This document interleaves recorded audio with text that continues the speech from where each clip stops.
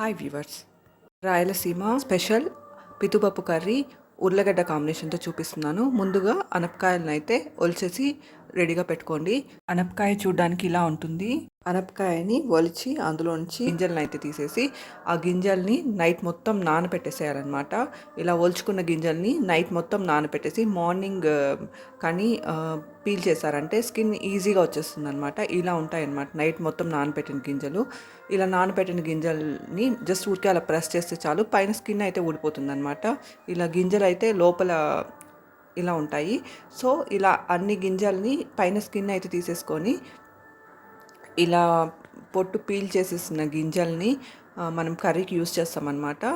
ఈ గింజలతో పాటు ఆలూని కూడా యూస్ చేస్తాం. 3 ఉర్లగడ్డలు తీసుకొని ఉర్లగడ్డ పైన స్కిన్ మొత్తం తీసేసేయాలి. స్కిన్ మొత్తం తీసేసి చిన్న చిన్న ముక్కలుగా అయితే కట్ చేసేసుకోవాలి. ఇప్పుడు మనం ఈ గింజలు ఉర్లగడ్డలతో మనం కర్రీని చేస్తామన్నమాట. ఇక్కడైతే మొత్తం అన్ని గింజల పైన స్కిన్ అయితే తీసేసి రెడీగా పెట్టేసుకున్నాము. ఇప్పుడు ఉర్లగడ్డ పైన పొట్టుని అయితే తీసేసేయాలి, పీల్ చేసేయాలి. ఇలా పొట్టు తీసేసిన ఉర్లగడ్డని చిన్న చిన్న ముక్కలుగా కట్ చేసేసి కుక్కర్లోకి తీసుకోవాలన్నమాట.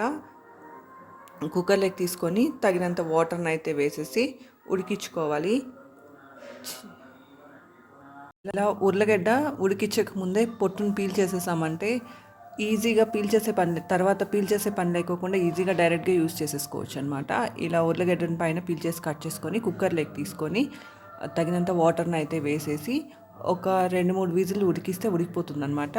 ఆ తర్వాత మిక్సీ జార్ తీసుకొని అందులోకి 2 టమోటాలను కట్ చేసి వేసుకోవాలి. చిన్న అల్లం ముక్క వేసుకోవాలి. ఒక 6-7 వెల్లుల్లిపాయలు వేసుకోవాలి. ఉల్లిపాయ ముక్కల్ని వేసుకొని సోంపుని 2 లవంగాలని ఒక చిన్న దాల్చిన చెక్కని వేసుకొని మెత్తటి పేస్ట్లా చేసుకోవాలి.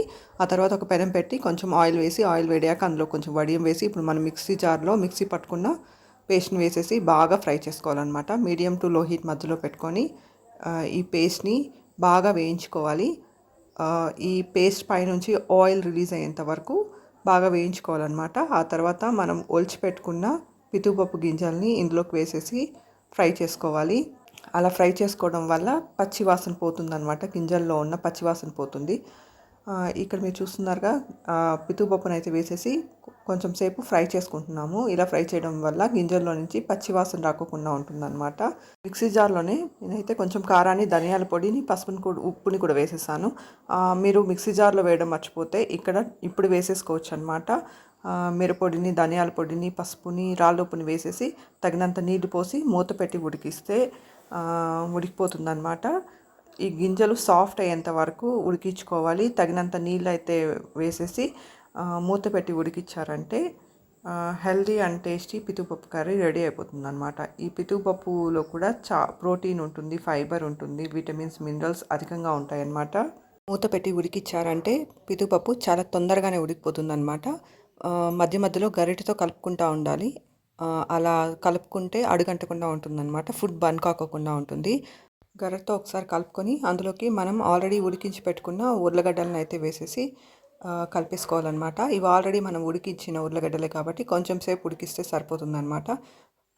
ఇలా ఉర్లగడ్డలను కూడా వేసేసి మూత పెట్టి ఉడికించారంటే ఒక 5 మినిట్స్కి బాగా ఉడికిపోతే మిక్స్ అయ్యి మనం వేసిన పితుపప్పుతో కూడా ఉర్లగడ్డ బాగా మిక్స్ అయ్యి ఆ ఫ్లేవర్స్ అన్నీ బాగా పట్టి ఉడికిపోతుందన్నమాట. ఆ తర్వాత గరిటెతో కలిపేసుకొని మీ దగ్గర కొత్తిమీర ఉంటే కొత్తిమీర సన్నగా కట్ చేసేసి వేసేసారంటే హెల్దీ అండ్ టేస్టీ పితుపప్పు కర్రీ రెడీ అయిపోతుందన్నమాట. ఈ కర్రీ అయితే చాలా టేస్టీగా ఉంటుంది. ఇది ఇడ్లీకి బాగుంటుంది, దోశలోకి బాగుంటుంది, చపాతీతో కూడా బాగుంటుంది అనమాట. ఇంకా పూరీలోకి కూడా బాగుంటుంది అనమాట. ఇదైతే పూరీతో కూడా మంచి కాంబినేషన్. ఈ హెల్తీ అండ్ టేస్టీ రెసిపీని ఒకసారి ట్రై చేసి చూడండి. చూసారు కదా, నేనైతే ఇక్కడ ఇడ్లీ కాంబినేషన్తో ట్రై చేస్తున్నాను. Thank you for watching my video.